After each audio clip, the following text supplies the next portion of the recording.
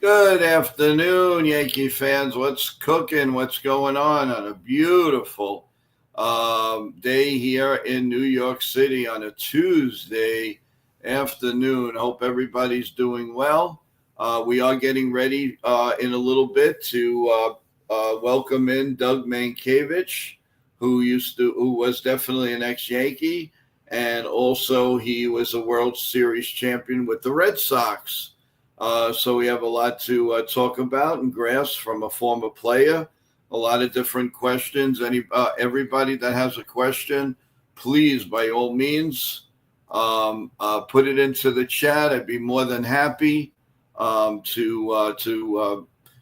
pass it along, and I really appreciate it. So I do. I just want to say hello to everybody in the chat. How's everybody doing? And also, hey, Michael, how's it going? How you doing? Hey, John Ferrazzo. Ava, how are you? Kevin, how you doing? What's going on, everyone? Thanks for joining us. And we're going to have a really nice chat with a really, really good, very, very good former player. It was great that he was a New York Yankee. So we are going to welcome Doug in. I believe he might be ready if he gives me the thumbs up. There we go. Cool. All right, guys. So first of all, like I said, all the questions. We'll try to get to as many as we can. As long as he's nice enough to answer them, we'll be okay. We'll be in a good mood. But let's start it all off, everyone, and let's bring on the former World Series champion. Unfortunately, not with the Yankees, with the Red Sox, but we love him anyway. Let's bring him up. How you doing, Doug? How you doing? Good. How are you? I wish I'd have won one with both. How about that? Yes, I do too. We totally enjoyed you playing here for the Yankees, and that was great. And I'll tell you, you are really, really good first baseman, and kudos to you for that. Thank you. It's funny. I was sitting there watching. I was 2006, and I was watching the playoff games, and I think the Yankees were playing the Tigers, if I don't remember correctly. And and I was just coming off back surgery, so I was kind of laid up. And I remember sitting with some friends, and I was like, I think I'd be a good fit for them. And one of my buddies goes, "The Tigers?" I said, "No, the other one, the Yankees." And they're like. And they kind of looked at it and they're like, "You're crazy." And I said, "No, I think I'd be a good fit for them." And long story short, Cash and Brian called me. Obviously, I was ecstatic to get a chance to play for them. My only regret was getting hurt in June because I really felt like you were steamrolled. I started off really slow, but I was just starting to get it. And, thankfully, I learned so much about myself and what it meant to be a Yankee. And I always, from afar, I lived my life trying to – I always had my best games in Old Yankee Stadium as a visitor. I love the aura. I love the history. Obviously, the Yankees were the best team throughout my career. So you always wanted to kind of leave a mark when you left and get a chance to play for them. And I really felt like that when I came back. I learned so much about myself. I learned so much about what it meant to be like this, everything. And everybody, as a player, you always heard – it's different when you put the pinstripes on. And I can honestly say for a fact, I know when we lost to Cleveland that year, and it still crushes me to the day that we lost to them. And I remember sitting in the dugout going, "I don't want to take this uniform off yet." And I literally begged Brian Cashman next year. I begged him. I was like, minor league invite, league minimum. I'm going to do everything I possibly can to stay healthy for the whole year. And you know what? It just didn't work out, but I really enjoyed my time there. Well, you see that, Yankee fans? There are guys that really want to play for the New York Yankees. We get like, they come here, they just come in for the money. They do. That's not true at all. I mean, look at a guy like even Anthony Volpe. I mean, he's gone through a lot of stuff here, but he is a Yankee. I mean, he was born and raised in New York, New Jersey area. And he's going through so much, and kudos to him. And to be honest with you, Doug, when he was a little younger, I played a little ball with him because I was the nighttime concierge doorman in his building with his parents. And on Saturday mornings when I'm finishing, because I worked overnight, they used to say, "Hey, Joe, you want to come and check some flies?" And I said, "Sure, no problem." So I turned around to his dad. I was faking him, really. I was hitting ground balls. I make believe I'm going to hit it to the right, but it would go to the left. And he knew it. And this is a 5, 6, 7-year-old.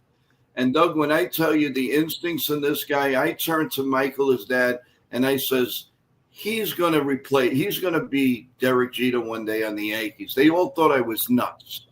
And I said, and I actually called him Little Bambino. And that's my claim to fame with something with the Yankees. And, I compare to. I get it when people. Look. I came in as a first baseman. I wasn't making a ton of money, so obviously I to speak on something to be replaced to be a shortstop for the New York Yankees after what Jeter left is almost you'll never. It's really going to be hard to live up to that. And I think players look. I've learned throughout my years of playing and coaching that nobody puts more pressure on themselves than the players themselves. And that comes with expectations. And when that happens and deep down inside, like it tears you apart when you don't do what you think you're capable of doing.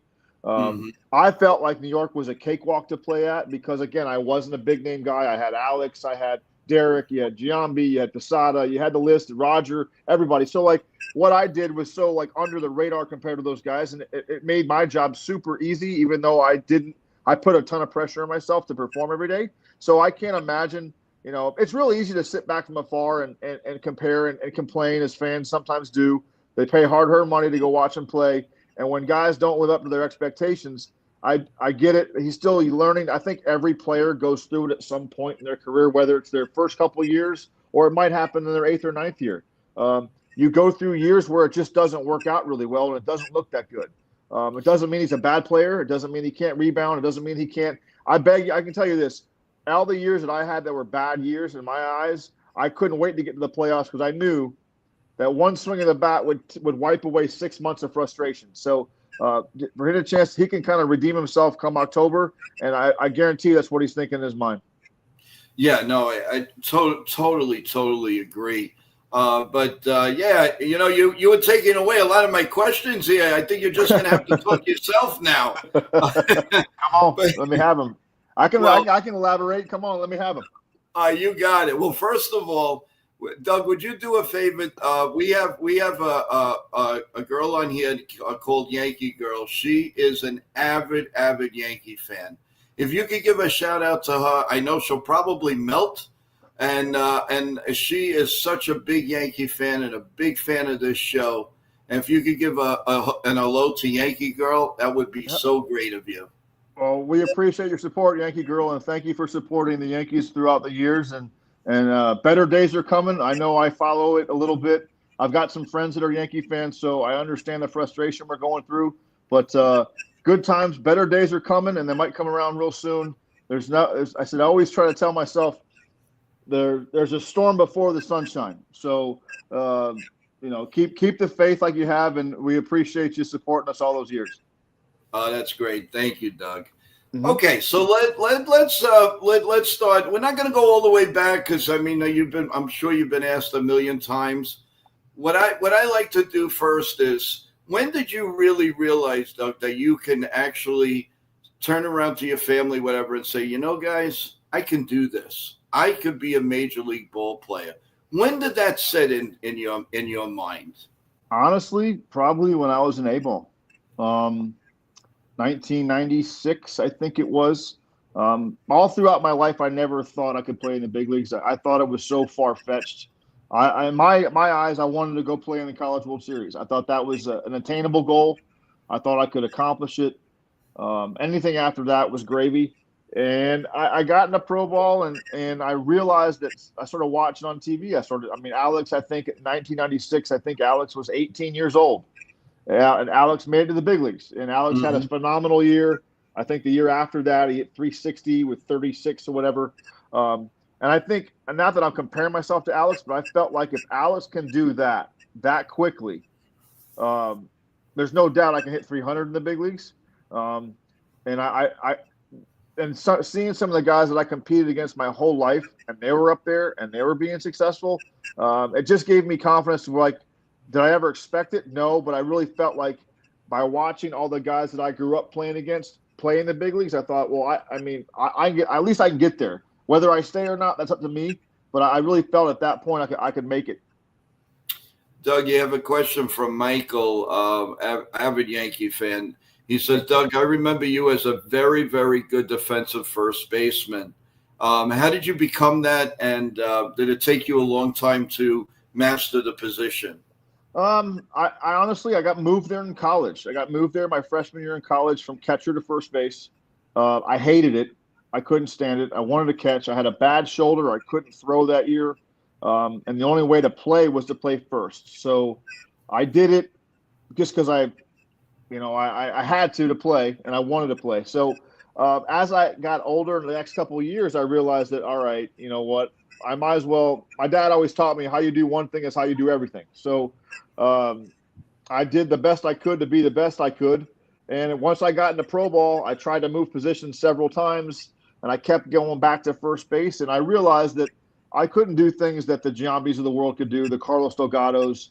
The whole thought of hitting 40 home runs in a season was not in my skill set. So, you know what, I felt, guys like Mark Grace, Keith Hernandez, those guys paved the way for guys like me to be able to I knew that I had to separate myself from those guys, from the Giambis of the world. I had to separate myself, and how was that? And that was just play defense. So I think playing all around the infield as a kid really benefited me to play first base. I didn't really have a normal position. I was a pitcher and a catcher coming all the way up. So learning how to play third and short and second, as a little kid really benefited me going on. And, I had a lot of really good coaches in the minor leagues and college that really kind of harped on defense. And, I broke in with the Twins, and if you didn't catch it, you didn't play for Tom Kelly. So I really learned, I had to catch it, and I had to be exceptional at it. And I kind of developed my own style and took it and ran with it. But now, Doug, you started in the Metrodome, right? Correct. Was that the Metrodome?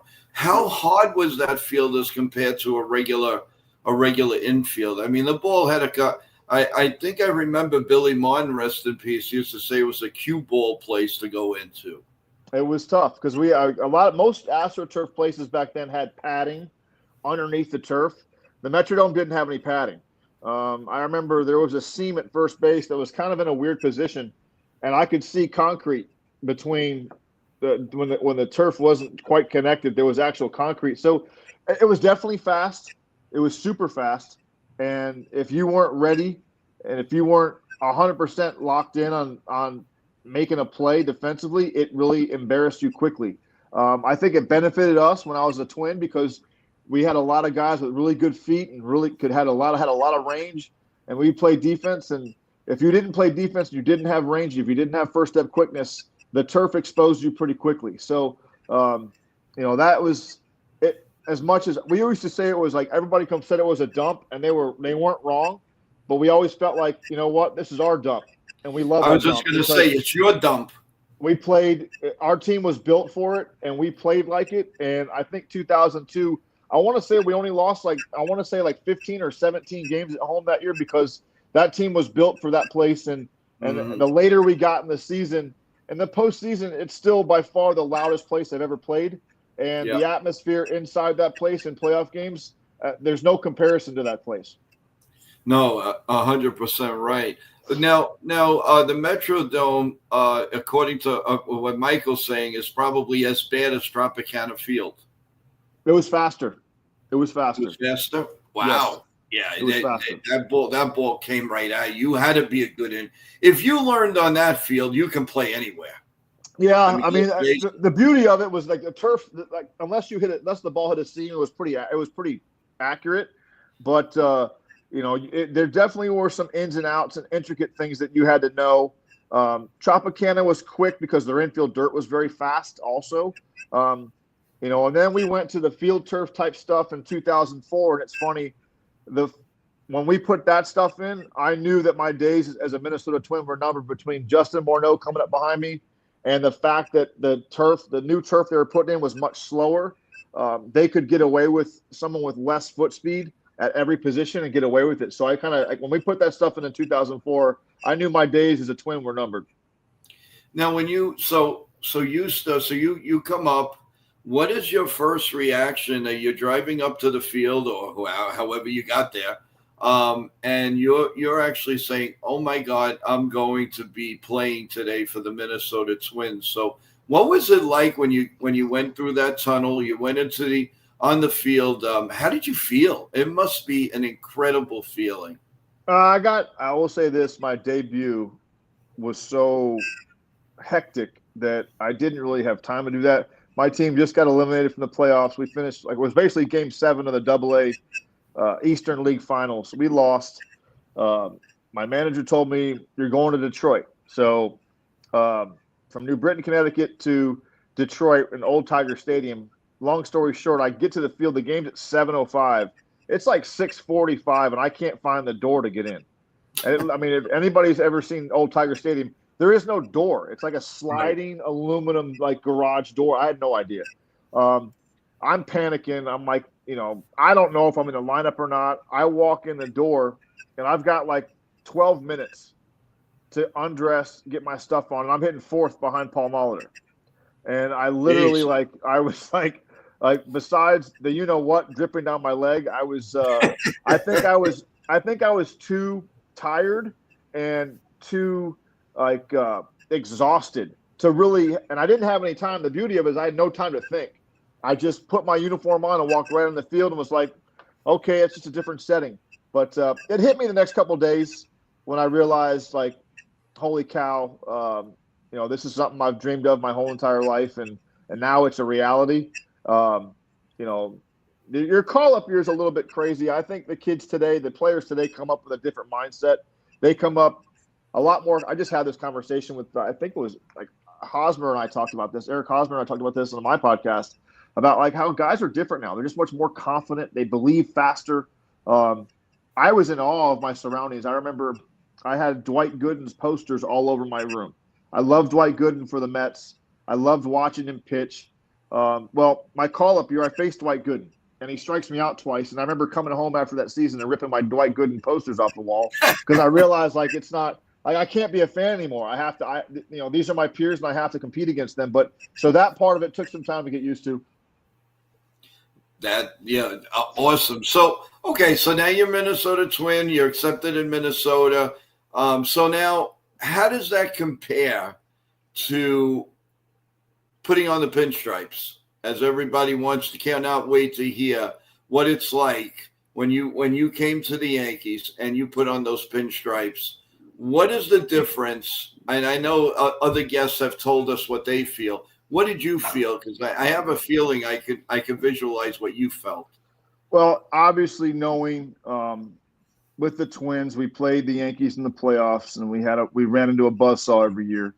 And then obviously being on the other side with the Red Sox rivalry, you kind of had an idea, right? My best friend growing up was a diehard Yankee fan, so I purposely took the other side just to kind of create a little banter back and forth. But I'll never forget, I was coming off back surgery. I wasn't allowed to run at all the entire offseason. It was a really tough offseason for me to get ready for the season.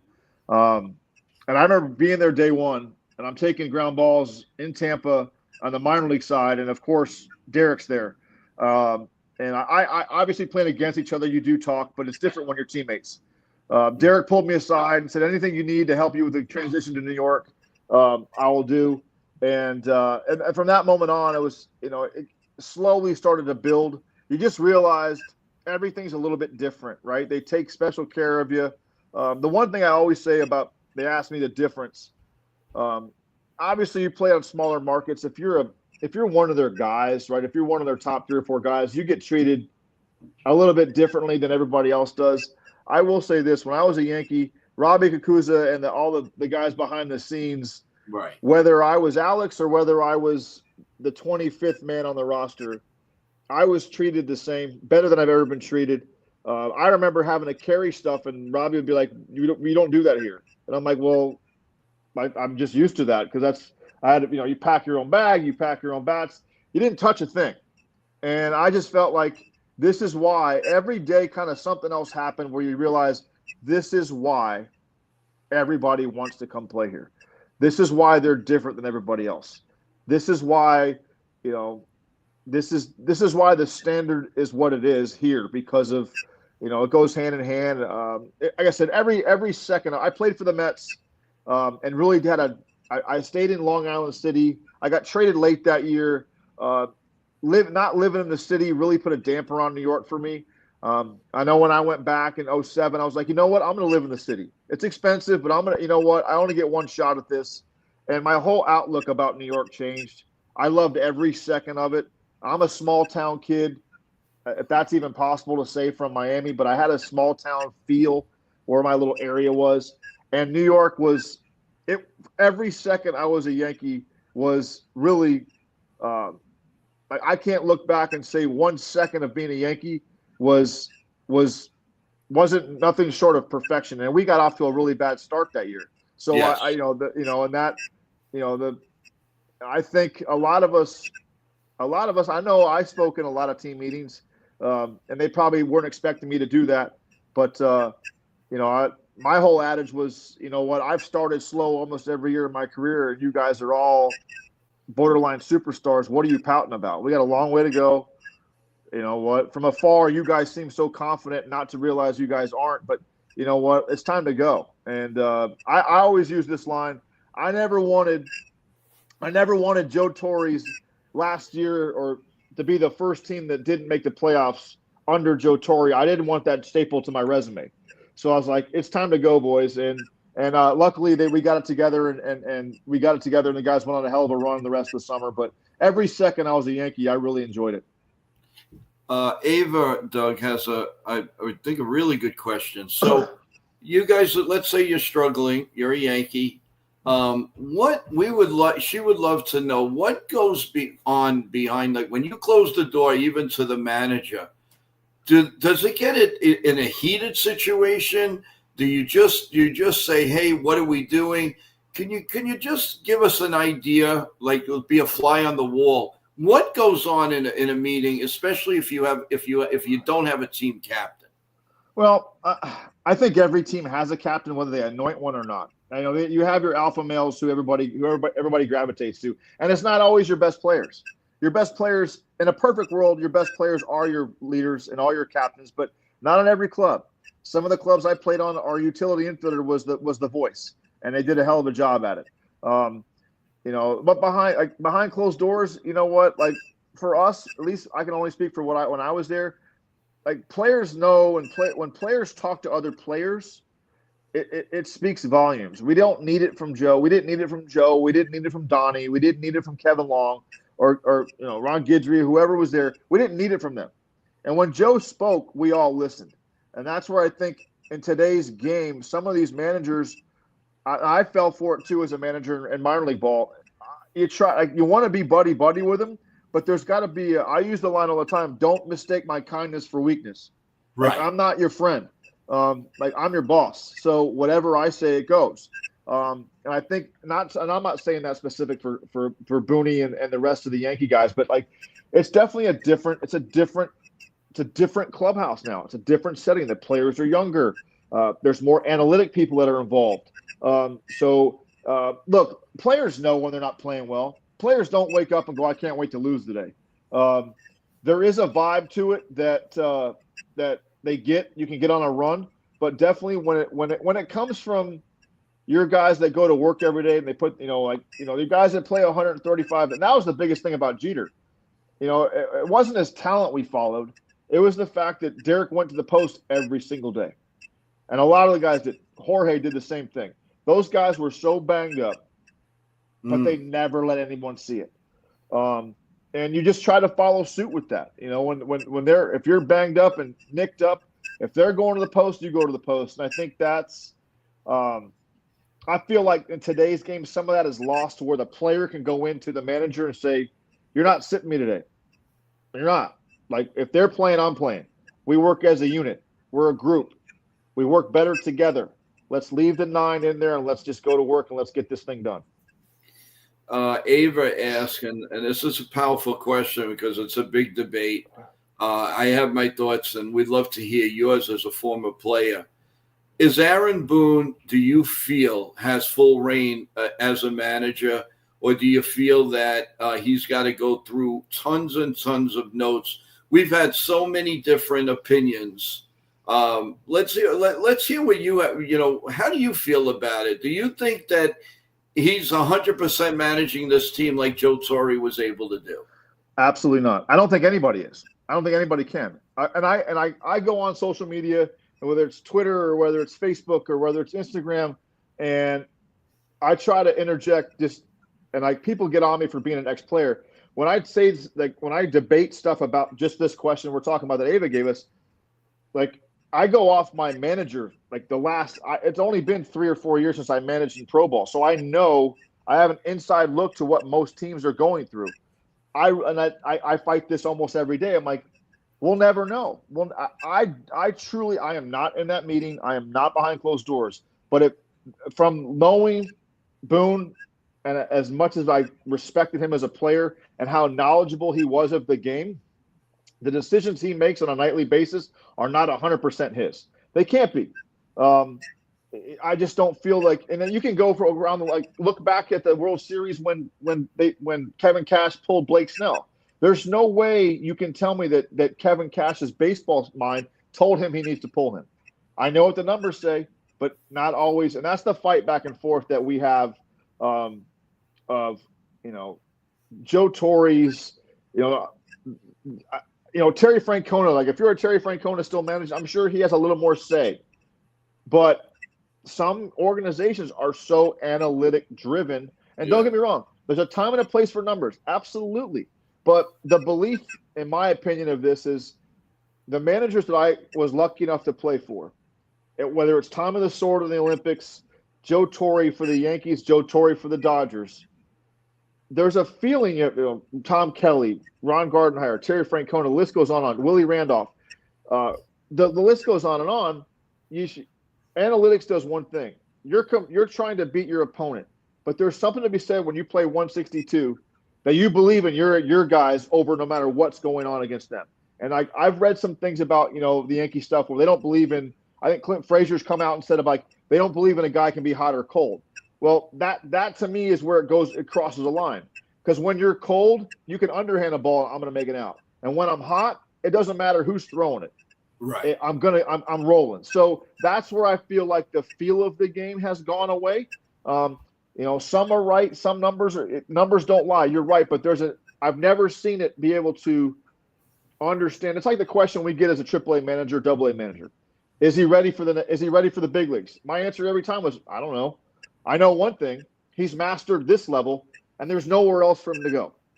And that's up. So I don't know what he's going to do when the third deck syndrome comes in, or what we talked about earlier, when this hitter faces his childhood idol on the mound. I can be 4 for 10 with 4 doubles against the guy that I hate facing, and I can be 0 for 10 with 3 strikeouts or 6 strikeouts that I feel really good against. Doesn't really mean one way or the other. Numbers can be a little skewed at times. And even through all the analytics they have, I believe, and I try to manage on, I believe in my 9 guys against whatever you throw at me, because Carlos Beltran said it best. I'll never forget this. He was my locker mate with the Mets. And we were facing Roger Clemens that night with the Astros. And I walked up to him. I said, how do you do against Rocket? And he goes, who? And I went, Roger Clemens. He goes, I don't face Roger Clemens. I face the ball. And I was like, that's brilliant. No wonder he gave you $250 million. Yes. And I didn't get that, because that's the way you think, and you're absolutely correct. So, there's some stuff that I really believe that new age baseball needs to get back to and have some feel. And my adage was always, I've never seen a sheet of paper fix a kid. I don't need all these numbers to tell you what I think is wrong with them, because we both have the same answer. You have numbers to back it up, and I have experience and seen it, my own eyes, belief, and I know that this is going to fix him. We're all the same. We all want the same thing, but there's different ways to go about it. Bob Rizzo has a question that he's saying, if Aaron Boone let go, hypothetically, do you think he'd be scooped up right away? And also, as he says, he really appreciates you being on here. Very, very intelligent baseball player and a good baseball player. Why are you not a coach or a batting coach or something for a major league team? Because the smarts is there. Appreciate that. I appreciate that. I did it for 10 years. I got let go by the Tigers in 2020 or 19 through COVID and some other stuff. And I just got let go. I had a 2-year deal, got let go one year into it. And I interviewed for a couple other jobs, but my son was going through high school. And I missed so much of his life as a player. I kind of took it as a sign, and I was thinking, you know what? I'm going to watch my son play through high school and then see where it goes from there. So my son's now playing college baseball. I coached high school for 4 years when he was there. I've done a lot of stuff with the 18U USA national team.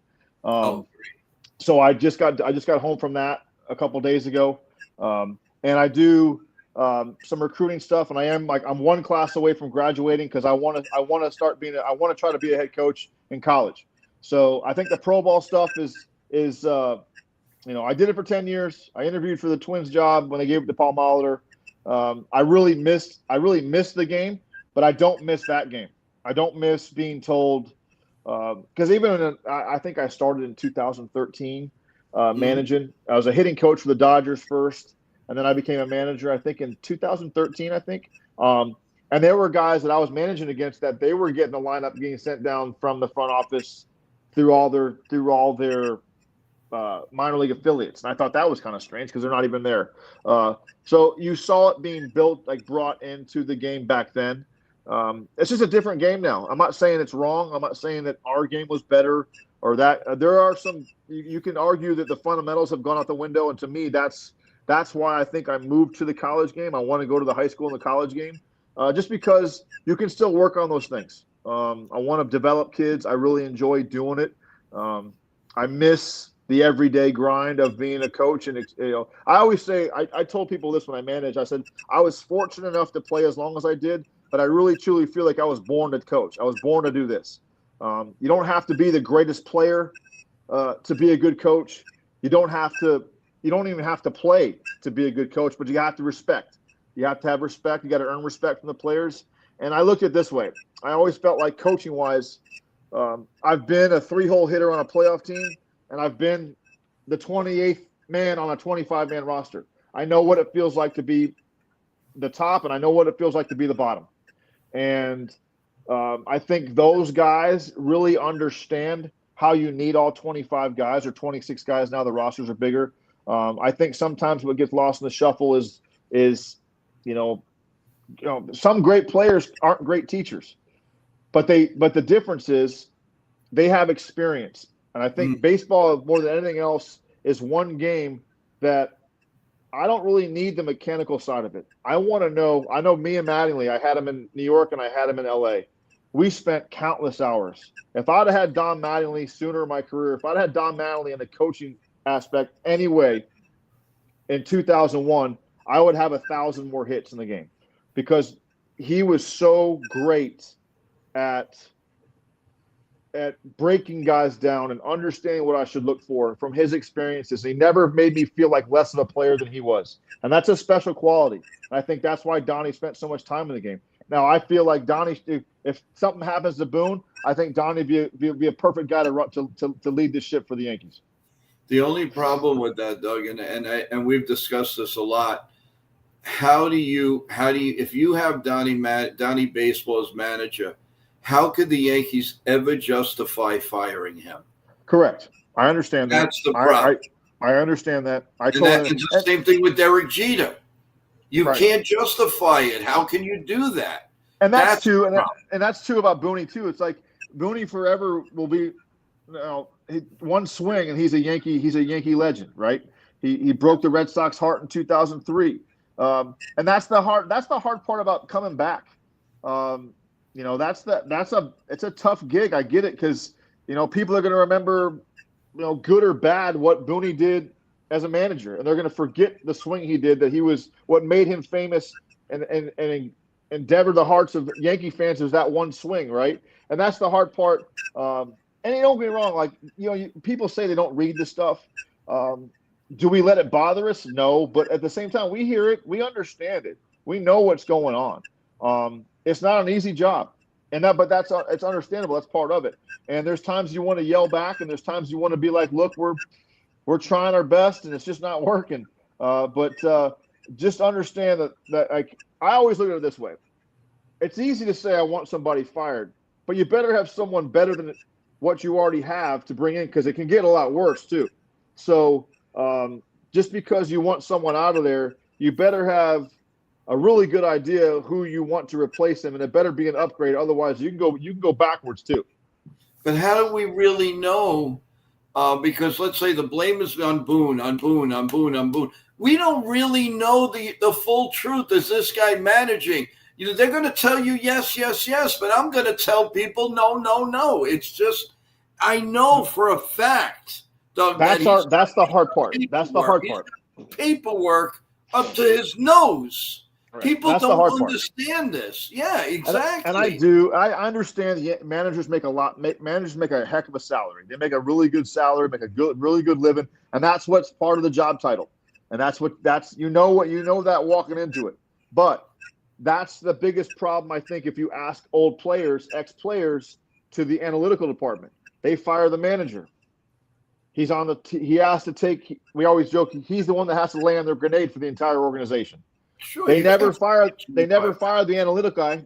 They don't even know what he looks like, but he's the one behind the scenes. Like, that's the part for my experience is like, you're telling me what I have to do, but I have to take accountability for your mistake, even if I don't agree with you. So I have to lay on your grenade, even though I don't believe in that. I have to look like I did believe in that, and I don't. And that's where the shift is. It's like it's real easy to manage this game from the press box or in the room behind where no one knows who you are. Or at home. They don't fire the analytic guy, and if they do, you might see his name. You never know what it looks like. Everybody knows what Aaron Boone looks like.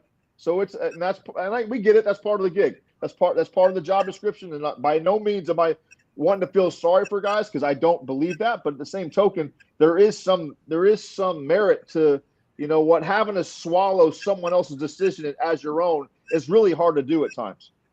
Yeah, because if he goes off of that script, let's say he goes off and it goes wrong, he's the one who's going to take the brunt, not Cashman, not this one, not that one. It's going to be Boone. And the thing is, some of the fans were saying, well, Joe, if he's doing a good salary and he decides that, if they don't like what he's doing, they'll fire him and he can sit home like a king. So, I mean, he can do really what he'd like to do because of the fact that he's got the free realm. He's got them. If he manages and he does wrong, he's got security. If he doesn't manage, well, then he's going to take blame all over the place. Oh, Boone did this. Oh, Boone did that. And why did he take this one out? And I'm a believer, Doug, that if Boone became a free agent, he would be scooped up faster than you can eat ice cream. I mean, I think you have an opportunity to manage again for sure. I feel like if you survive as long as he's had already, I think that shows that he can handle. Yeah, let's be honest. Outside of maybe Boston, is there another place that's going to be under the microscope? No disrespect. It's not. Trust me, I've been there. Like that, I laughed at that. I mean, I've joked. Here's a good story. So Joe brought me from New York to LA, and I joked with Joe when I got there the first day of spring training. We got to Arizona. I was like, "You look 30 years younger." I go, "I don't even know you anymore. Like, you're doing State Farm commercials. You're laying on a surfboard." I go, I don't even know who the hell this guy is. But it was the truth. He looked like he had a new lease on life. And look, I saw the Dodger Giant, like I saw the rivalry. It doesn't compare to the East Coast. It's completely different. It's completely different. Is there pressure to be a Dodger? Yes, but there's pressure to be a Cardinal. There's a pressure to be other places because nothing's going to be put on you that you don't already put on yourself. We talked about that earlier. But LA it's not even comparable to what it is to put that Yankee or Red Sox jersey on as a manager, and there's no comparison. So the hard part is like it's just you'll never know, and you'll never know some of these guys if they're a great manager or not, because you don't know if they're making the full decision, because they can't tell me. I go back to the Blake Snell getting removed that Kevin Cash pulled with the Rays. You can't tell me that every baseball person known to man saw what Blake Snell was doing to the Dodgers in the 2020 World Series. He was dominating them, and I know what the book says, but what are your eyes telling you?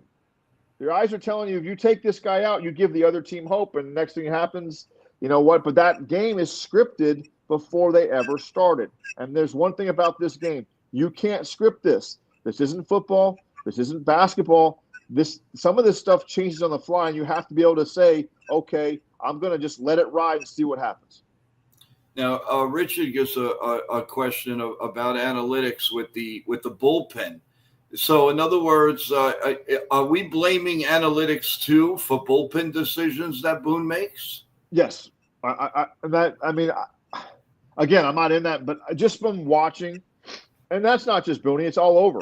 Like, you can see, like, they have it. I mean, we had it in AAA. This guy's facing this guy. This guy's facing that guy. And don't get me wrong, even before all the numbers kicked in the game, it's a manager's job. We sit down, maybe not a regular season game, but in the minor leagues, but as a playoff game or important games start happening in August, September for us, we had an idea. We have an idea from day one that we're like, okay, we're going to, because we have instructions from people above us, right?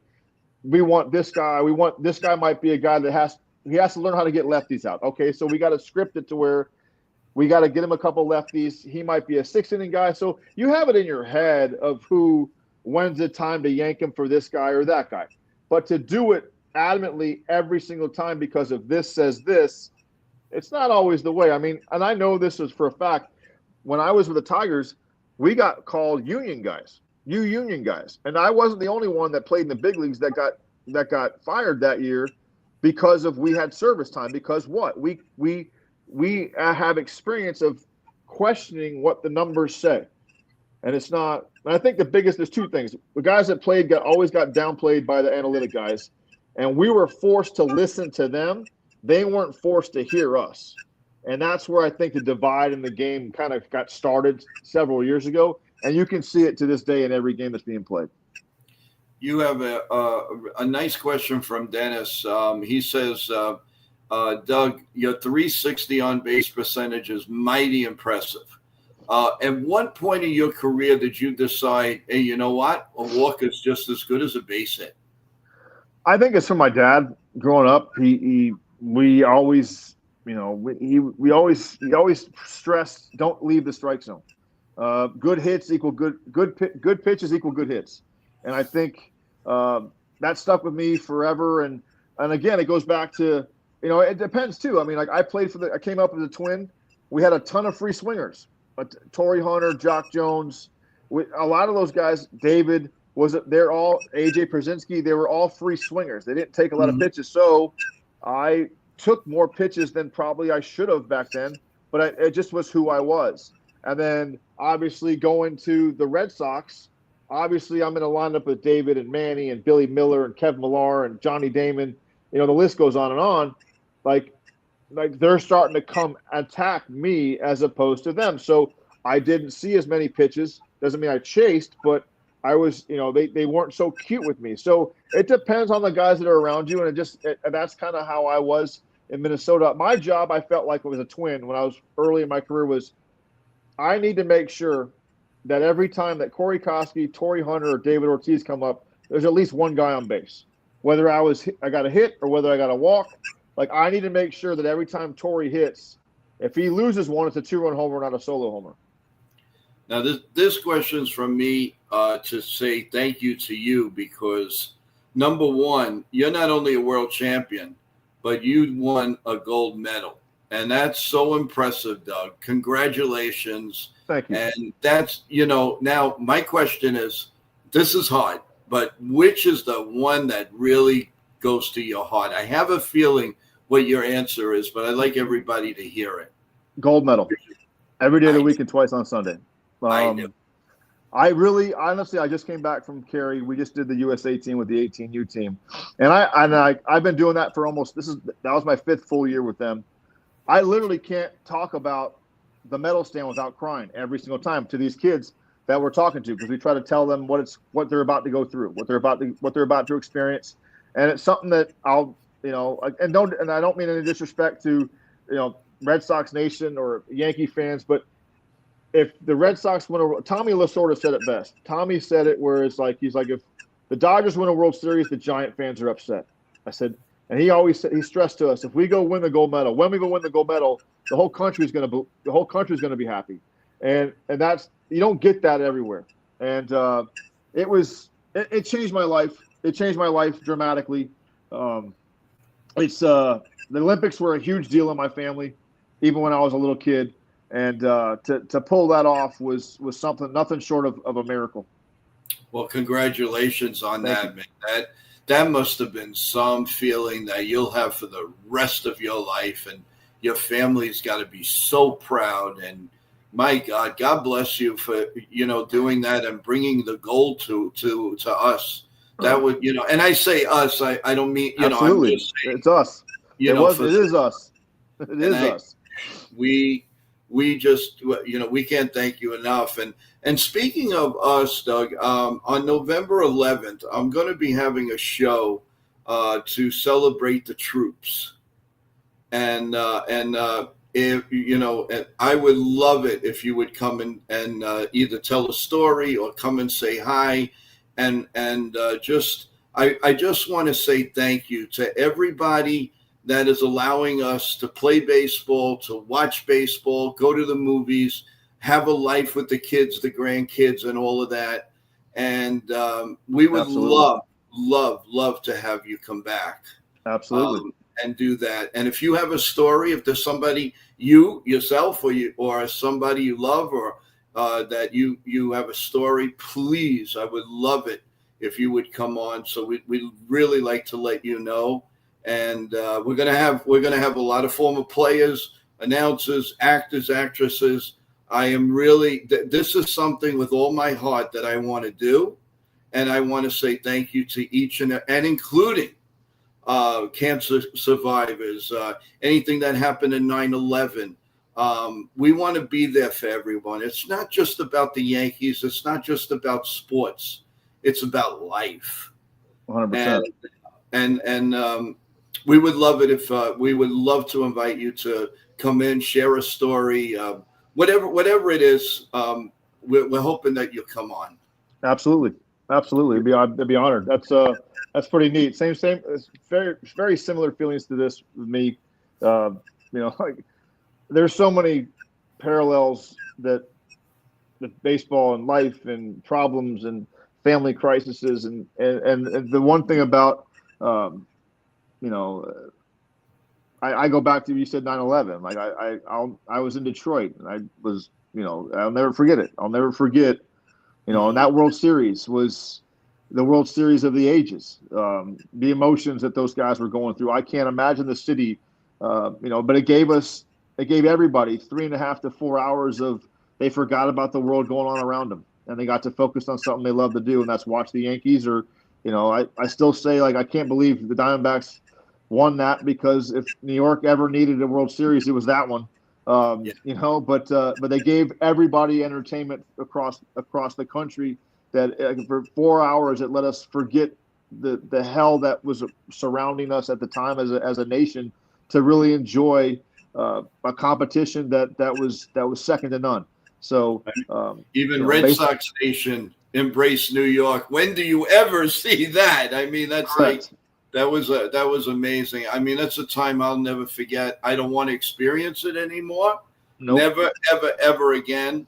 But it was just amazing. But I just had to put it out to you, because I mean, you're a tremendous inspiration. You're a gold medal winner. My God, that is so impressive, and I feel so honored to be interviewing you. I really am. I know it's my story, and there's so many of them like it, but it's a story. I got called up in '98, played all of '99 in the big leagues, and just got humiliated. Got the bat. I was awful. and got sent down to AAA for the first time and had an opportunity, had a really good year, and had a chance to play for that team. And without me failing miserably in '99 and not being sent down, I never experienced that. So there's something to be said about, sometimes things happen for a reason. You don't understand it immediately, but God has a plan, and there's a plan. Yep. You might not see it at this moment, but there's a reason behind it and why things happen. And you guys got to figure out and find the positive side to it. And I did, and it was. I wouldn't change 1 second of those 3 years of my life, because not only did it put me in position to do that, but it helped me appreciate the ride. It helped me appreciate the rise, and don't get complacent. And really, it taught me how to enjoy success.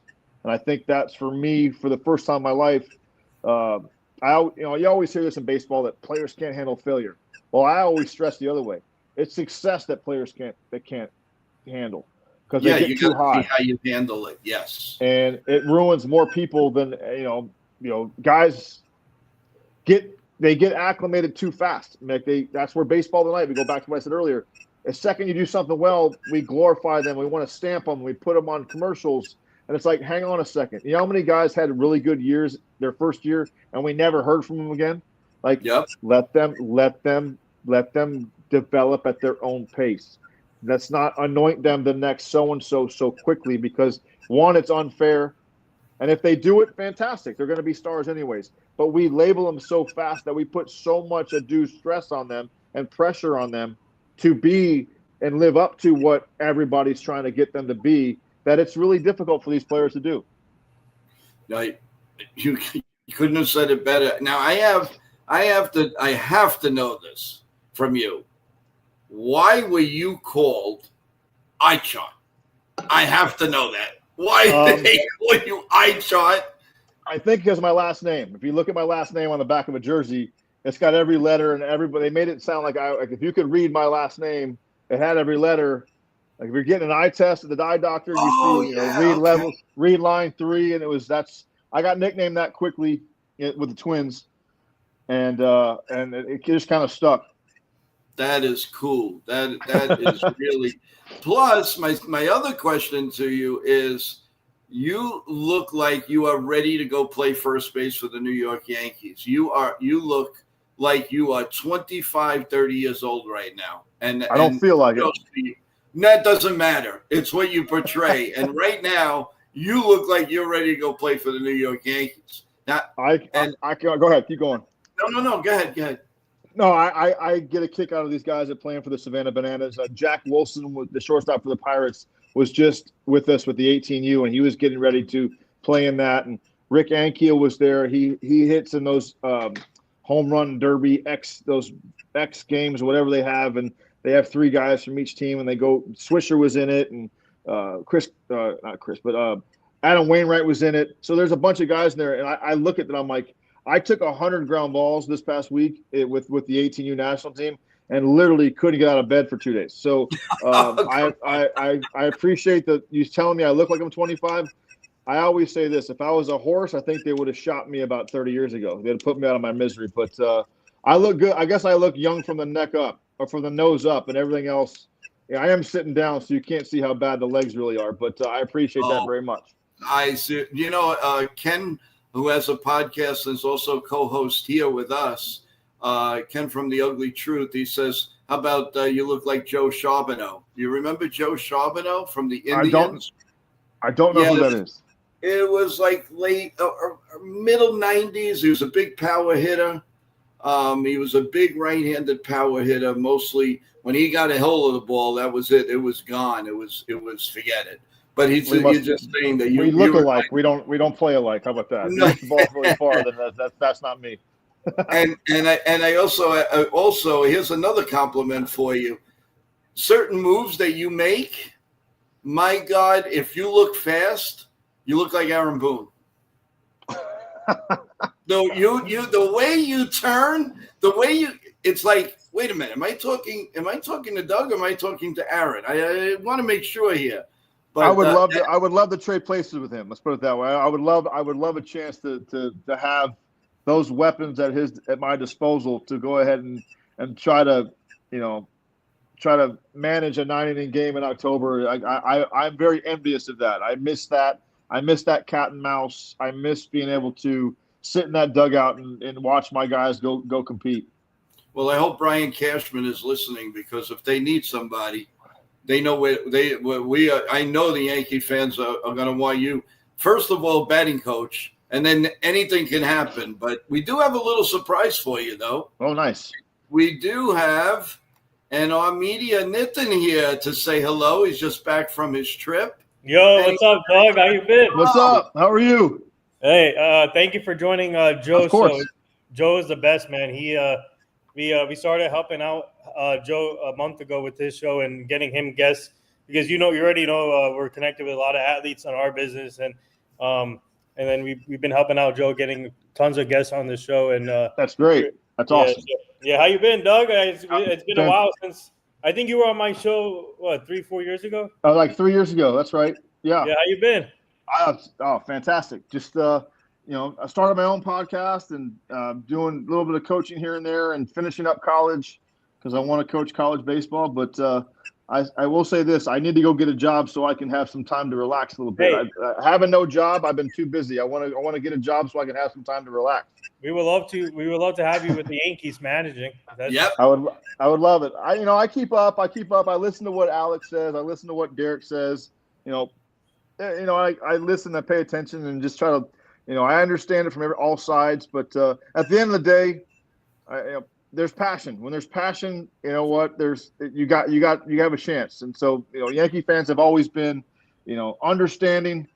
I think they get a raw deal sometimes for how for a select few that act, but the passion, you can't quantify what that means as a player, to know that they got your back when you're playing well. And like I said, it was an amazing place to play wearing the pinstripes, for sure.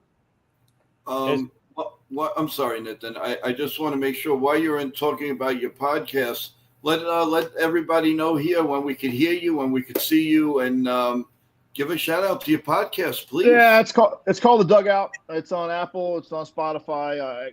I got about 15 shows so far. It's not necessarily a baseball one. It's more of a sports one. We do everything from college football to high school baseball to recruiting for kids, parent shows. We just want to have a chance to kind of educate people. I do more for the playoffs. Obviously, we break down the playoffs like everybody else does, but we're going to start launching hopefully some watch parties in the playoffs, or as September gets farther down the road. I really enjoy the watch party stuff. To do what we're doing right here. You have fans that come in and want to ask questions while we're watching the game together. I think it's fantastic. I think it helps my manager brain keep up to speed, and just try to let people know, like, what are things you're going through during a game. Like, if you're managing this, what are you thinking? If you're playing first, what are you thinking? Or, something you might see during the game that might come up later. So I think it's a really cool avenue for fans to really understand what it's like to not only watch a game, but understand what's going on, like, from the dugout perspective. What's cool is we also booked Jason Michaels for Joe's show. I'm sure you know Jason Michaels, former outfielder. We also booked him for Joe's show, and he already did a play-by-play stream with Joe.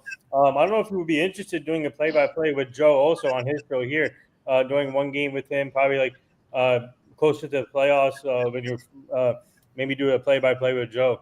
Yeah, I played with Jason in Pittsburgh. Jason and I were, he was the right-handed pinch hitter, and I was a left-handed guy. So there you go. How about we have both of you? And we have the Three Musketeers right here. That'll work. That would be great. That would we could do a Yankee Red Sox game. Wouldn't that be great? That'd be cool. I'm game. I'm available. You got it. Definitely, if you're interested we definitely want you to come back, definitely during the playoffs. But if you're available for some play-by-play, an analyst, whatever you like to do, that would be fantastic. That'd be great. Really, we would love. The Yankee fans would love an ex-Yankee doing something like that. Are you kidding me? We consider you a Yankee. Period. You're not an ex-Yankee. You're a Yankee. I You spent a put full year with the Yankees and only spent a half a year with the Red Sox. So if you want to go by time and duration, I spent twice as long with the Yankees as I did with the Red Sox. And we appreciate it. Now, I do have one question for you is coming from Bob Rizzo, and he's asking, do you think and are you rooting for the Yankees to get in and back to the World Series?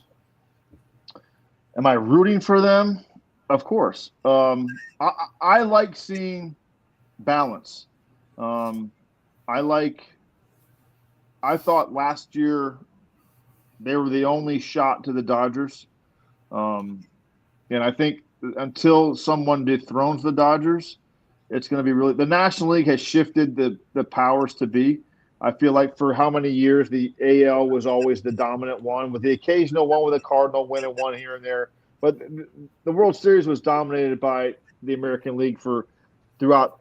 I mean, you can go back to 2000 something, where it was dominated by the AL. 98. You're seeing a shift with the Dodgers. It's harder to get out of the National League. I thought the last year the National League had 3 teams that could have won the World Series, and I felt like, the only shot they had was the Yankees getting hot, and that's, and I still feel that way. Look, these guys, I always say this, big market clubs like the Yankees, the Red Sox, if they just get in, yes, you want it seeding and you want to have this or that and be the best and have the easiest road, but there is no such thing as an easy road in October. You're going to have to run through everybody at some point. You want to be able to line up your pitching, et cetera, et cetera. I get all that. But when veteran players get in, it doesn't really matter where. And I think if they get in, they're dangerous, because if Judge gets hot, if Stanton keeps doing what he's doing in October, what he's done for October his whole career, and now you add Bellinger to the mix, they have the bullpen weapons. Look, you can have a really bad year and go on a hell of a run. I mean, look at Luke Weaver last year. At the beginning of last year, Luke Weaver wasn't really a mentioned part to that pen. And by the end of the year, I mean, he was doing his best Mariano Rivera impersonation than anybody's ever done since Mo retired. So if they get on a run and they get hot, that's the key. You're going to have a few more guys kind of lighten the load off Judge and see what happens. But I love the pickup of Bellinger. I truly feel that I think they're a better club, all-around club this year than they were last year, and they made it to the World Series last year. Yeah, well, they had really 2 open holes. I felt really bad for Anthony Rizzo, who was hurt, and he tried his darndest, and then Verdugo in left field was, in my opinion, a disappointment, and a lot of people's opinion. So really, the Yankees played with 6 guys out there and a pitcher, and it was it was very tough. But hey, like you say, and now they have Goldie also. Don't forget about Goldschmidt, because he could really turn it on also. But every player is dangerous in October. Every player that grabs a bat is dangerous in October. I mean, that's what you try to explain to people, like, power wins and power this. Yes, you're right. But every player that goes to the plate in October, every big leaguer can hit a home run, right? Every player that goes to the plate in October is dangerous. I mean, how many years you see the Braves back when we were younger? Mark Lemke. Yeah. You'd pitch to Mark Lemke every day of the week and twice on Sunday, every day of the season. Come October, couple Octobers in a row, he was a real pain in the butt, and he was the most dangerous guy on the planet. You go into every series not letting your big guys beat you. Look at Harrison Bader. The 1 year he was with the Yankees. Look what he did in the playoffs. I mean, that was you look back to the Braves. I said when the Braves won the World Series, the best thing that happened to the Braves, and I don't mean this disrespectfully to Acuna, but the best thing that happened to the Braves, the team, was Acuna got hurt his knee.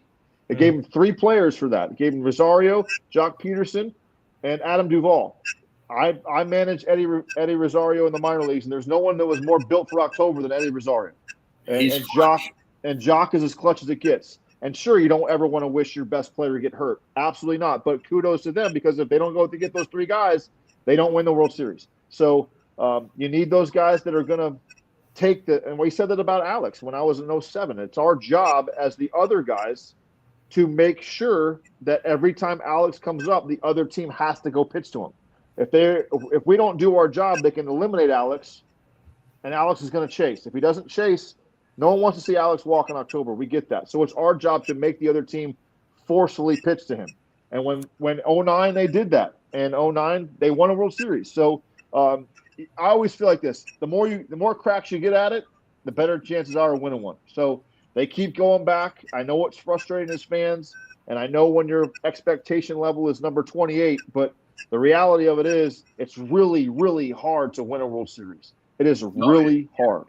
Well, It's, these 12 games is going to tell us. Yeah. These 12 games coming up now, Doug, is going to be, and Nitin is going to tell the story if the Yankees, they're going to move forward. But like I've been telling everyone, if they lose a couple, you can't get down.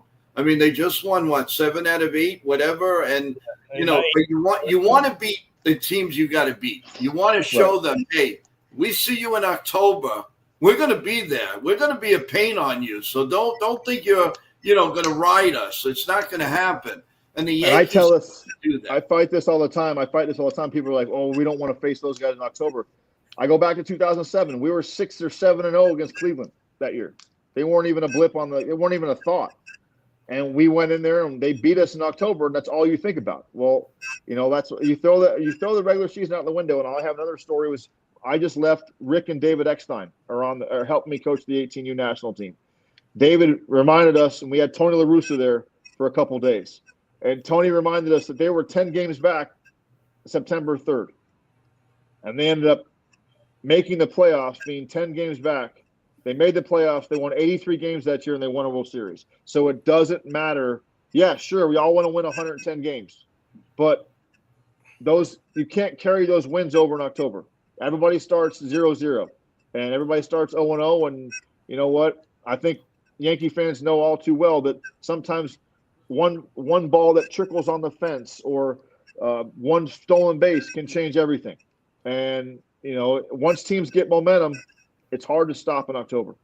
And I always tell people, Doug, remember the year when the Nationals started off slow in the beginning of the season? And I think it was 19 it happened, and then they got hot towards the end, and then they won the World Series. So I always bring that team up to people where anything can happen in the postseason. All the batting averages turn 0, all the stats turn 0.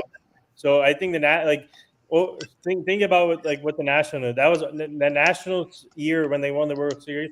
That was unbelievable what they did, because no one thought they would have made the playoffs after they started so slow in the beginning of the season like that. And the Yankees and big market clubs, Yankees, Dodgers, Red Sox, they're never going to sneak up on anybody. No one's ever going to feel sorry for you. But that's part of that's part of the lore of putting those jerseys on.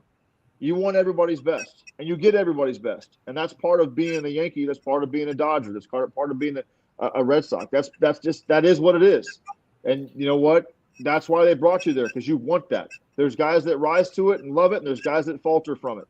And you know what? I just feel like if they got to get a good feel going early and see what happens and ride it out. You got to get a couple more pitchers to kind of get. I think their bullpen's fine. I just think, you know what? Once you clean that slate for guys that have so years, you'd be surprised what 1 or 2 good outings will do. And all of a sudden, here they go. And then you have the team that you thought you had when you left, or all the deals you made at the deadline come to fruition. It takes some time to get used to playing with each other and find the right roles. And that's where, you know what, everybody's equally dangerous once October rolls around. I have to ask this question before I know I thank you so much for being on so long with us, but I'll be crucified if I don't ask you this question. What do you think? Can the Yankees win with Anthony Volpe at shortstop? I have to ask you this because it's a big topic on this show. What do you see from him? Here's my take, and then just let us know. I love him batting 8th or 9th. Don't put the pressure. He's not Babe Ruth. He is an 8th, 9th hitter with speed. Utilize that. Why is he batting 5th? And do you think they can win with him at short, or would you like to see him move to another position? I think they can win with him at short. He's too gifted athletically to not, and he's done it before. He's had success in the past. I just think, and this is my argument, not only with Volpe, but with a lot of guys. They're like, this is a social media war. I mean, it's like I've had people tell me that Like Volpe's problem is he needs to pull the ball in the air. I'm like, well, that's why he's struggling because he's trying to pull the ball in the air. Like that's not that easy to do. Like you have to think the whole field in order to get the ball to drive on the pull side. Absolutely. I saw the comments that Alex made about Volpe and how, I think, I think it's foolish in any aspect of life when you don't take all the gifts you were given and don't use them to their best ability. Volpe can run. Use your legs. You got power. Makes you dangerous. Yes, you can. But the more dangerous you are, the more effective you put pressure on people, the better you will become. I just think he's caught up in, and this is my fight with analytics and the power numbers and all this stuff. Be a good hitter first. A home run starts out as what? Contact. Mm-hmm. And if you hit line drives, they're going to go over the fence occasionally. So more times than not. And I just think you're not getting the full gamut of all your skill set. It's like having a tool, being a carpenter, and you have a toolbox and you only use one tool. That's just foolish. I think there's more into him. And don't get me wrong, through all of this and all this social media stuff, I don't blame the players. I don't blame the players because the industry is only asking them to do certain things. The biggest fight is old guys versus new guys. Look, if someone told me I could hit 220 and strike out 200 times, I definitely would have hit a lot more home runs. But that's not the standard back then. And so, I feel like when you're not letting, like, you can't mold every guy into the same type of person. Volpe's not a big guy. Doesn't mean he doesn't have power. Absolutely. But, I think you could get more maximum output from him if he let him stop worrying about trying to lift the ball in the air and be somebody he's not. I think he'd be more dangerous, and I still think he'd hit 20-plus homers. I still think he'd drive in 60 to 70 runs, and I still think he could steal 30 bases if he became more of a complete player. And you know what? Sometimes you have bad years. Sometimes it doesn't work out. Sometimes you have a glitch in your swing and you can't get out for an entire season. It's hard to get out. You have spurts of it, but and there's no doubt you made the World Series with him last year. I think there's no doubt you can win it with him. Well, tonight's lineup is out, and Doug, for tonight, Anthony Volpe is batting sixth. Do you like him there? It all depends on like who's pitching, and I'm a firm believer in kind of like I'm more of an old school guy, and I moved guys around as I managed. Trust me, I moved guys more than I thought I should have. But I feel like what's that? Valdez is pitching for Houston, the lefty Valdez. Oh, that makes sense. Yeah, that makes sense why he's up there. But who else is playing like 6, 7, 8, 9? Where's I just feel like I learned from Joe, Joe Torre and the great manager I played for. I trust my 9 against anybody you're throwing against me. And I want you guys to get comfortable in one spot, and for the most part, and if it ain't broke, don't fix it. And that's Joe was the best at diffusing bombs before they were ever lit.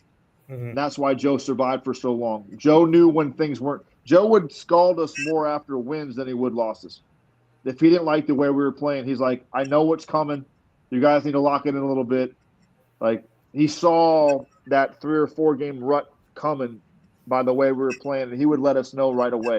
And I think that's a hard part in today's game to try to see that and kind of catch it before it happens.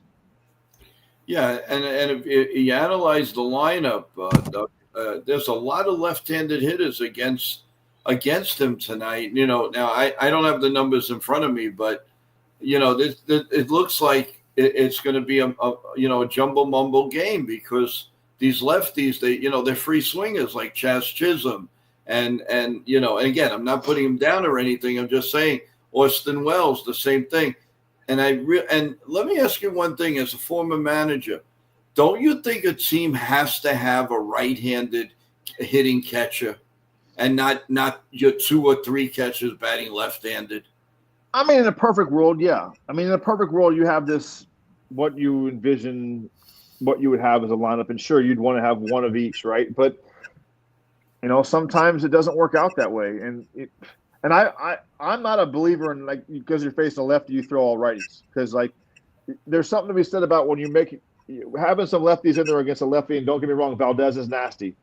Yes. Sinker, da-da-da. But throwing all righties against him, he gets comfortable to one side of the plate. That's a recipe for disaster too. Sometimes lefties don't like facing lefties. Bellinger, I know, hits lefties. He's having a great year left on left this year, a fantastic year. So, Grisham is a guy that, to me, that again, that's where I feel like the whole industry-wide, let's hit it over the fence, da-da-da, not necessarily. That's why I love October baseball, because you do see guys give up. They see the hole. They try to shoot it. They try to move guys over without, and like drive a guy in from third with less than 2 outs without trying to hit a home run every time. So, but this is where it's starting to get. We call it nut cutting time right now. September, you're in a race. You're trying to fend guys off. You're trying to jockey for position. Games like this, especially against teams like Houston, we all know that what happened a few years ago, and there's a bad taste in everybody's mouth. This is a fun series in September. So, I always liked being able to play meaningful games all the way through the end, going in October, than having a big lead. Yankees win the division? No. Wow. Okay. I think they're a wild card team. Any preference? First, second? You don't want to be third, probably not. But any preference? I don't think you're gonna have to climb a mountain one way or the other to win the whole thing. You have a horse. Max Fried has been phenomenal. If it lines up, I know for a fact that unless I had to put my foot to the floor every day to get in the playoffs, is one thing. But if you have they're not in the best of spots, but there's a lot of teams that would love to trade places with the position that they're in. Just keep playing and just get in. That was our motto in Minnesota for years, was that don't let us in, because if we get in, we can do some things. Because if we get hot and if we get people back in the dome, we're going to be a tough out. And that goes for everybody. Boston, we won the wild card that year. We didn't care, as long as we got in. And in 07,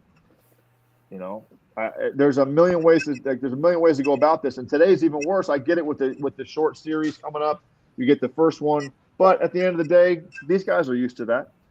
On the road, they don't care. And I always felt sometimes it was easier to play on the road when you played in Boston or New York, when you weren't playing well. You get the home crowd off your back when you're not playing well. You get to kind of go play, take a deep breath, feel the boos against you from the other team, how they're supposed to be.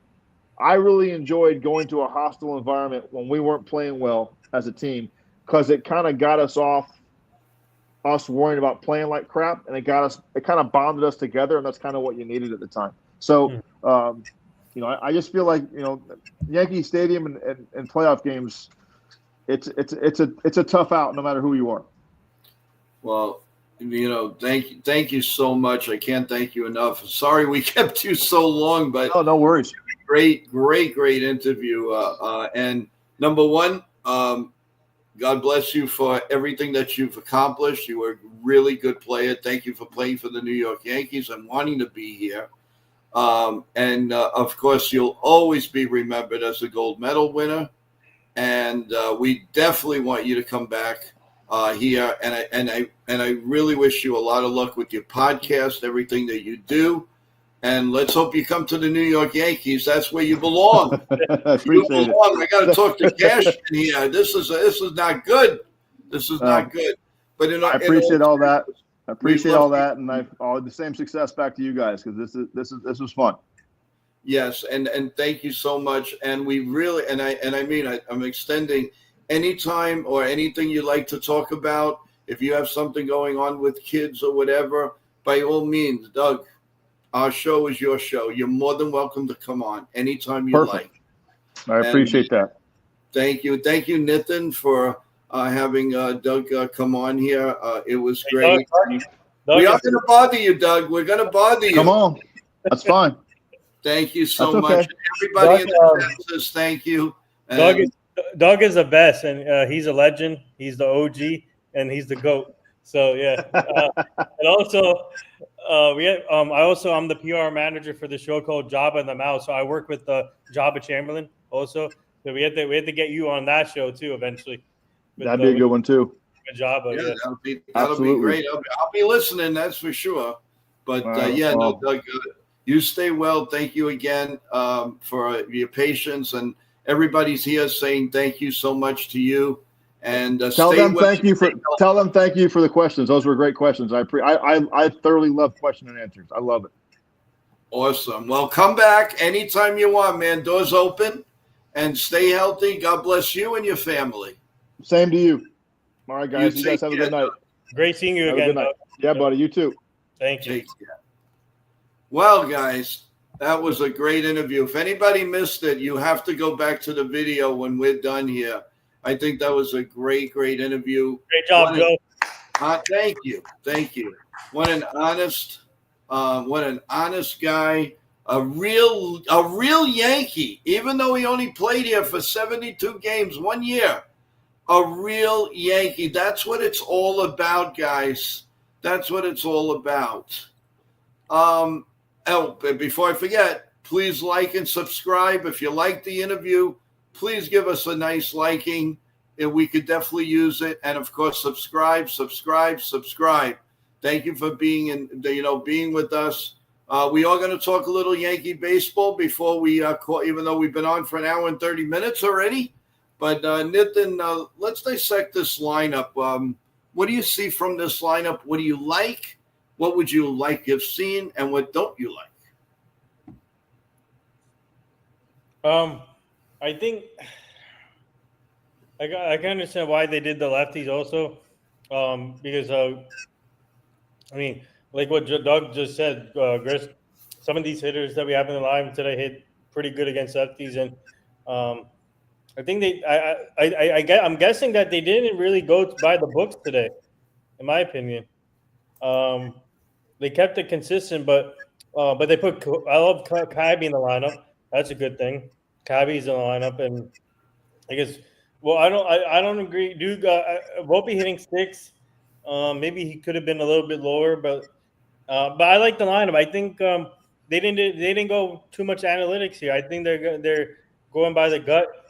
What do you think? I think the lineup is consistent from the last few lineups. I think it's analytically. After what I just heard from Doug, I really believe analytics did it.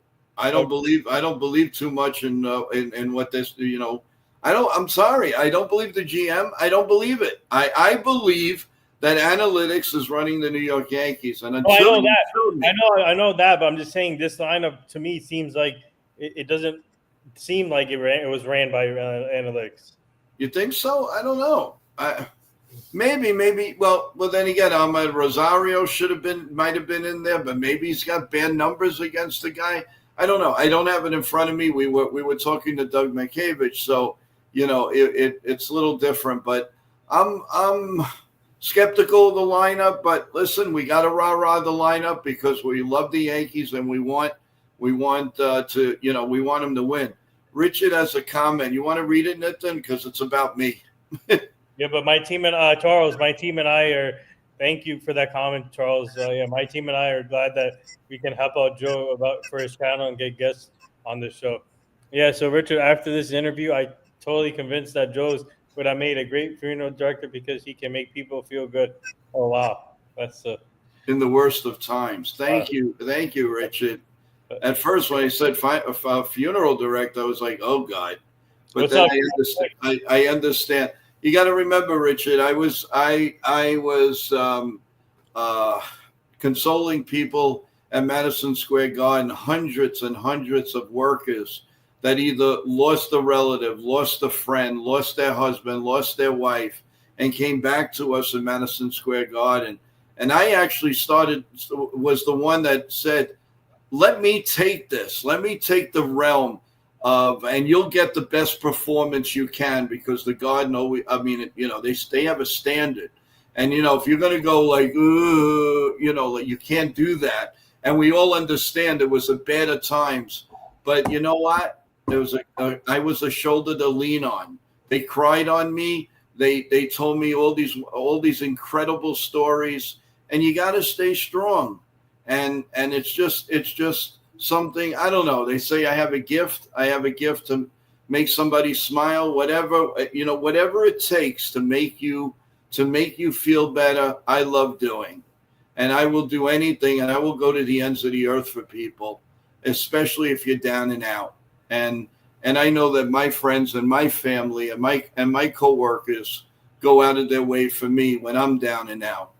So, and we're here for everybody. We're here for Nitin. Nitin had some stuff going on. Everybody has some. Ken from The Ugly Truth had some, but everything works out, and we're all here for each other. Speaking of Ken, The Ugly Truth, everyone, I want to tell you at 6:00, he's going to have an open panel, and he's going to discuss what's going, this Yankee series, and you'll be able to go on if you have questions. Please keep it cool. Keep it great for him. He deserves the best. He is a fighter. He's unbelievable. He's always been there for everybody. He's definitely been there for me.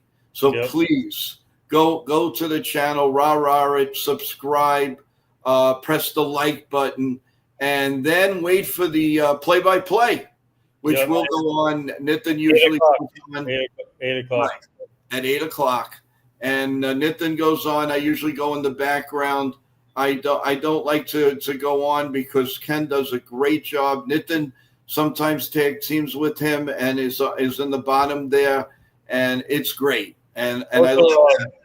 Tune in into our Job of the Mouth show tonight at 7:30. Subscribe to our Job of the Mouth. Tune in tonight at 7:30, and also subscribe to Nitin Sports Rush.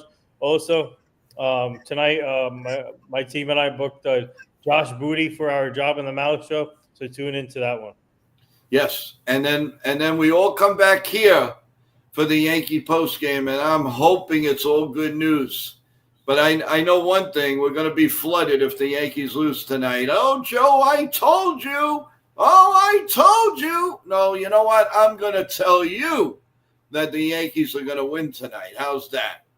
No, don't come throwing oranges and, I get my feelings hurt. So don't throw oranges or apples at me, please.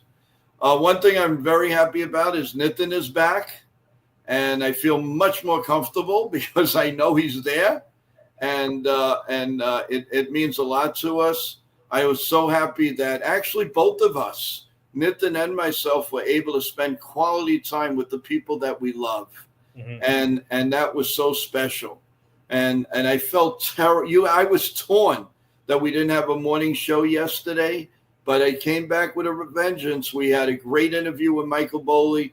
We did the play-by-play. Then we had a great show, post-game show. You could call it a preview of the Yankees and the Astros. And I can't thank you guys much. And then all the things that you guys wrote to me. Oh, my God. It's just unbelievable. But thank you. So, Nitin, some final thoughts, because I really need a break. What's your final thoughts, and what are you going to come back with a little bit later on? Richard, I did gain a few pounds, Richard. Yep, I need to get back on the workout routine. Yep. The treadmill. Nah, you look fine. Let's go Yankees. Like I said, this starts a big 12-game stretch for the Yankees. So hopefully we can get that big win tonight against Houston. Max Fried on the mound. I feel confident. So let's go. And by the way, congrats to Belly for winning Player of the Week. AL Week. Yes, so, unbelievable. And also we got to thank Doug for giving a shout out to Yankee Girl. Yep, Yankee. That was so nice of him to shout out, because she deserves it. She is a big. She dreams Yankees, and I thought you'd get a kick. I thought you'd get a kick out of it, Yankee Girl, because you're so dedicated and love the Yankees so much. So I want to give a shout out to Bill O, to Jake, to Charles, to everybody that's in Richard, that everybody that is in the chat. And Richard, my last comment, I have so much respect for you two guys. You are working your tails off for the people you are dedicated to. What you're doing is a breath of fresh air. Thank you again. No problem, Richard. Richard, You're going to make me cry here. Don't do that. You know how emotional I get. Don't do that. Yeah. Let's go Yankees. Let's keep this going, and let's go. And football season starts this Thursday, so can't wait.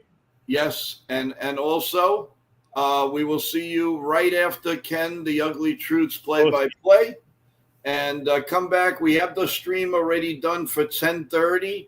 I have a feeling it's going to be on a little bit later than that.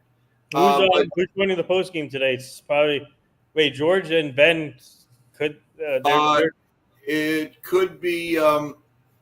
It could be. I think Evan's coming on. Mm-hmm. I think Sean Browning's coming on. Possibly Chef Nick. Okay, and George, hopefully you could run away for a few minutes. Yeah, and then George and Ben started school, so I think yes, they will give us weekends, some play-by-plays. They will do updates. They will do a lot of things with us. So don't worry. My team and I are still looking for another person. So I appreciate that. Yeah, we could definitely use. And remember, guys, we do everything for you and you alone. I don't do it for me. I don't do it for anybody, but I do it for all of you.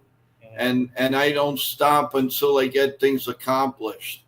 And I also want to thank our sponsors. Just thank you so much for sponsoring the games that we do. And a big shout out. And we will we'll all commence tonight around 10:30, I guess 10:45. And I appreciate that. So Nitin, we could honestly say this was a great show. I hope people will go and look at the video because it's worthwhile. It was a great interview. Florida State, there you go. Grapefruit juice. Can't go wrong with that, baby. No sugar. There you go. So everyone, God bless you all. God bless America. God bless the Yankees. God bless everybody. And stay healthy. Have a nice dinner and have everything great. Don't forget Ken, the Ugly Truth. His open panel in about a half hour or so. Yep. And then the play-by-play, and then come back to us to end the night on a happy note. Good night, everyone. Indian delicacies. Oh, that's